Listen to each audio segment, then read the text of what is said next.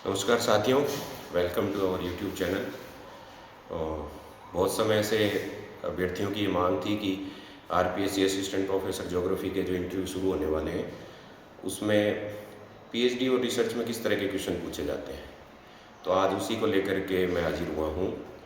सबसे पहले I would like to introduce myself doctor Vijay Prakash. आज हम पीएचडी और रिसर्च से रिलेटेड क्वेश्चंस को डिस्कस करेंगे। अमूमन जो क्वेश्चन पूछे जाते हैं पीएचडी में, इंटरव्यू में पीएचडी और रिसर्च से रिलेटेड, तो सबसे पहले जो मोस्टली स्टूडेंट को ये क्वेश्चन पूछा ही जाता है कि are you pursuing your PhD और नॉट, कि आप पीएचडी अभी हाल फिलहाल में पीएचडी में एनरोल है या नहीं है।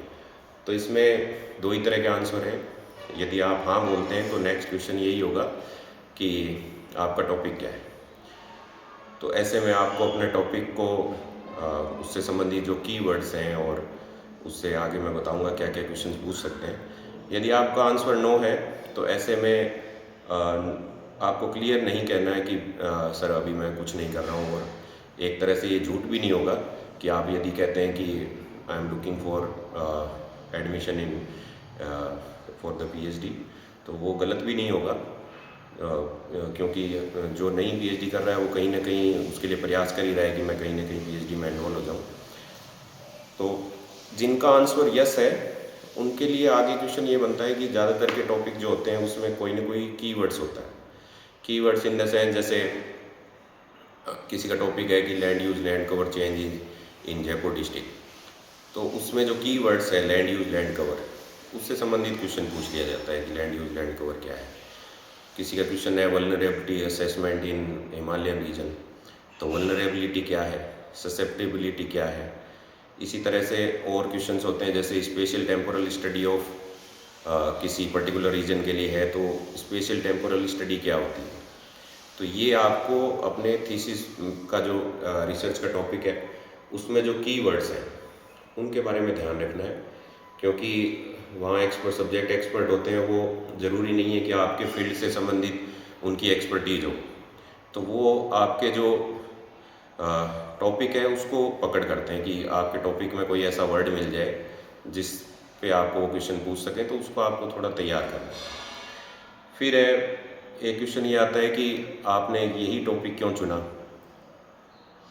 क्योंकि बहुत ज्योग्राफी में काफ़ी वाइड सब्जेक्ट है, तो बहुत से फील्ड हैं उसमें, और उसमें भी लोग तरह तरह के टॉपिक पे रिसर्च करते हैं। तो वो ये क्वेश्चन आ सकता है कि आपने यही टॉपिक क्यों चुना और यही पर्टिकुलर रीजन क्यों चुना।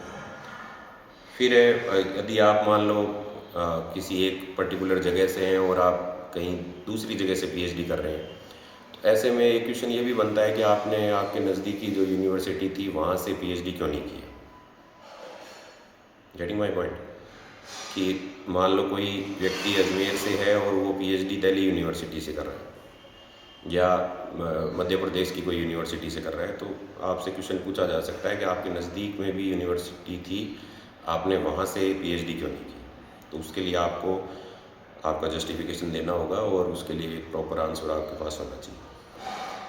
फिर है हाउ मैनी रिसर्च पब्लिकेशन, तो पब्लिकेशन आपने अब तक कितने पेपर पब्लिश करवाए हैं, इससे रिलेटेड क्वेश्चन पूछा जाता है। तो अगर आपका कोई भी रिसर्च का पेपर पब्लिकेशन नहीं है तो आप ईमानदारी से उसमें ना बोल दें, और यदि है तो फिर आपको उसका डिटेल बतानी होगी, उस जर्नल के बारे में, उसका बैकग्राउंड क्या है, उसकी हिस्ट्री क्या रही है जर्नल की, कहाँ से वो पब्लिश होता है, साल में कितनी बार पब्लिश होता है, ये भी आपको पता होना चाहिए। एक क्वेश्चन आता है कि टीचिंग और रिसर्च को आप कैसे बैलेंस करेंगे। जैसे आप असिस्टेंट प्रोफेसर बन जाते हैं, उसके बाद में आपको पढ़ाना भी होगा और आपको अपनी रिसर्च भी कंप्लीट करनी होगी, क्योंकि बहुत कम लोग होते हैं जो ज्वाइनिंग के टाइम पे पीएचडी होती है जिनकी कंप्लीट।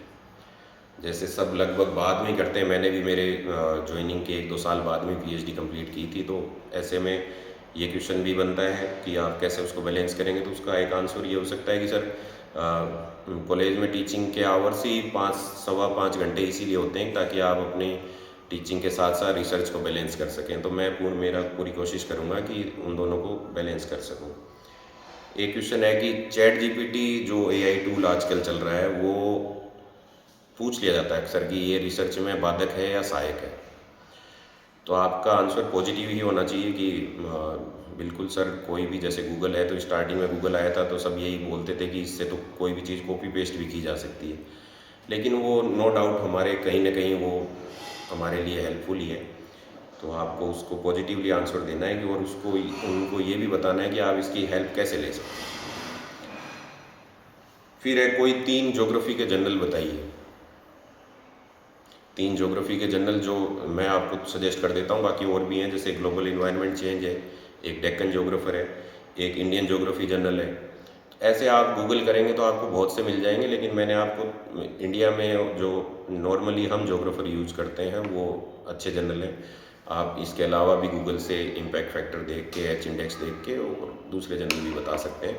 हाँ, जो मैंने नाम लिया कि एच इंडेक्स क्या है या इम्पैक्ट फैक्टर क्या है, तो वो कोई भी जर्नल का होता है, उसके बारे में भी आपको थोड़ा पढ़ के जाना है। फिर है शोध गंगा। आप में से बहुत से लोगों ने ये नाम सुना होगा, और ये एक प्लेटफॉर्म है, वेबसाइट है, वहाँ पर जा कर के आप कोई भी स्कॉलर जो है वो, या जो जिसका रिसर्च में इंटरेस्ट है, जो रिसर्च कर रहा है, वो एक जैसे हम जैसे ही पीएचडी करते हैं तो उसके बाद में हमारे जो पीएचडी की जो सॉफ्ट कॉपी है वो शोध गंगा पोर्टल पे अपलोड होती है। उसका पर्पज़ ये है कि ताकि कोई दूसरा व्यक्ति जो इन फ्यूचर रिसर्च करेगा तो वो यदि उसको कोई हेल्प चाहिएगी तो वो डायरेक्ट आपकी पीएचडी का एक्सेस है उसको। तो ये रिसर्च को बढ़ावा देने के लिए पोर्टल बनाया गया शोध गंगा। तो ये आपको पता होना चाहिए शोध गंगा क्या है। वो आप सर्च भी कर लेना उसमें, शोध गंगा में जा कर के आप अपने कोई भी, मान लो आपने डाला, फॉर एग्जांपल आप कीवर्ड डालते हैं यमुना रिवर, तो आज तक यमुना रिवर पे जितनी रिसर्च हुई है और जो उस पर अपलोडेड है वो सारी पीएचडी निकल के आ जाएगी और आप उसका डायरेक्ट एक्सेस आपको मिल जाएगा और वो आपके लिए काफ़ी हेल्पफुल होगा। तो ये शोध गंगा एक पोर्टल है, वेबसाइट है। फिर है प्लेजरिज्म। प्लेजरिज्म क्या है? तो प्लेजरिज्म, कोई भी आप पीएचडी या रिसर्च करते हैं तो उसमें आपको आपका रिसर्च ऑथेंटिक है या नहीं है उसको चेक करने के लिए एक तरह से उसका प्लेजरिज्म चेक किया जाता है। तो उसके लिए बहुत से सॉफ्टवेयर हैं, जैसे टर्निटिन है, स्क्राइबर है, डुप्ली चेकर है, आपके ग्रामरली है। तो ज़्यादातर प्रचलन में जो है हमारे यूनिवर्सिटीज़ में वो आपके टर्निटिन है। तो वो जैसे ही आप उसकी सॉफ्ट कॉपी आप डालेंगे उसमें, तो वो बता देगा कि कौन सी चीज़, कौन सी लाइन कहाँ से उठाई गई है। तो ऐसे में उसके बाद में क्वेश्चन आता है कि पीएचडी की फुल फॉर्म क्या है? Doctor of philosophy. और साथ में ही एक डिग्री और होती है डीलिट, जो कि सामान्यतः पीएचडी के बाद की जाती है। एक पूर्व की डिग्री जो लगभग आजकल प्रचलन में नहीं है, एमफिल। तो ये सब डिग्रियों के बारे में आपको पता होना चाहिए। फिर है पीएचडी से क्या फ़ायदा है? आपके इंटरव्यू में ये पूछ सकते हैं कि पीएचडी, जबकि जो एग्ज़ाम आप दे रहे हैं असिस्टेंट प्रोफेसर का, उसके लिए तो एलिजिबिलिटी मात्रा में नेट है, तो why are you going for PhD?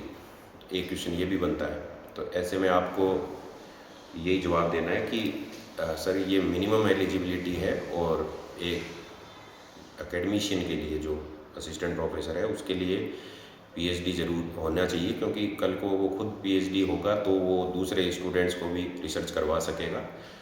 तो इसलिए पीएचडी ज़रूरी है, और इसीलिए मैं पीएचडी अगर यदि आप कर रहे हैं तो आपको जवाब देना है कि इसीलिए मैं ये परस्यू कर रहा हूँ।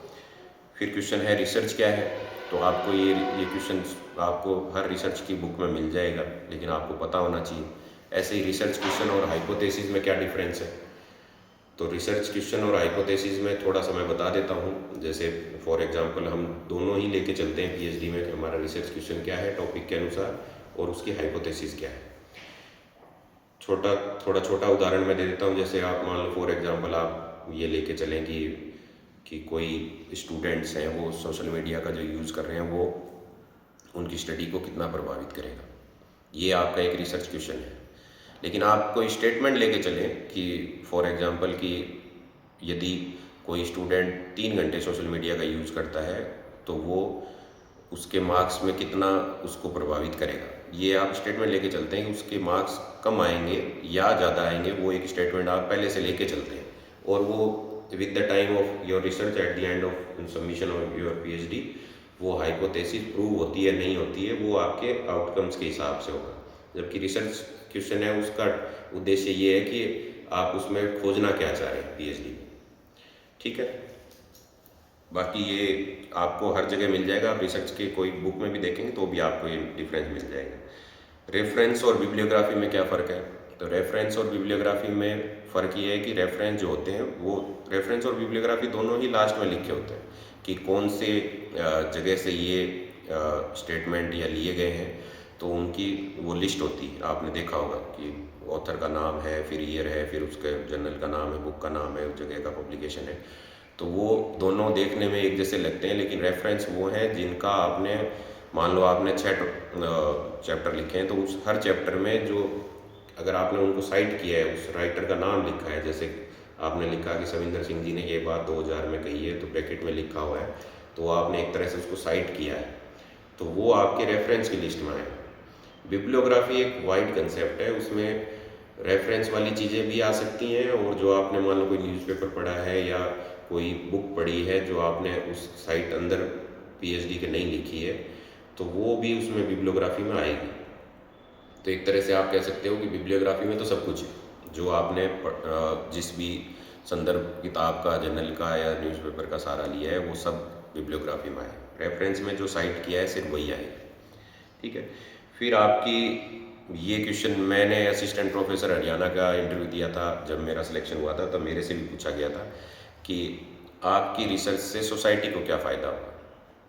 तो अब एक कंक्रीट आंसर मैं आपको सबके लिए एक पर्टिकुलर आंसर तो नहीं दे सकता हूँ, क्योंकि सबकी रिसर्च का टॉपिक अलग अलग है। तो ऐसे में आपको ही लिंक करना है, और ना में तो आंसर देना ही नहीं है, क्योंकि भले ही आपका टॉपिक किसी भी तरह का है, वो डायरेक्टली इनडायरेक्टली सोसाइटी के बेनिफिट तो वो करेगा, तो वो कहीं ना कहीं लिंक होगा, वो लिंक आपको ढूंढना है, और उसका नकारात्मक जवाब ना दे करके आपको पॉजिटिवली आंसर देना है कि सर मेरे ये रिसर्च के ये आउटकम आ सकते हैं या आएंगे, और वो सोसाइटी को इस आधार पे मेरी ये रिसर्च उनके लिए फ़ायदेमंद होगी।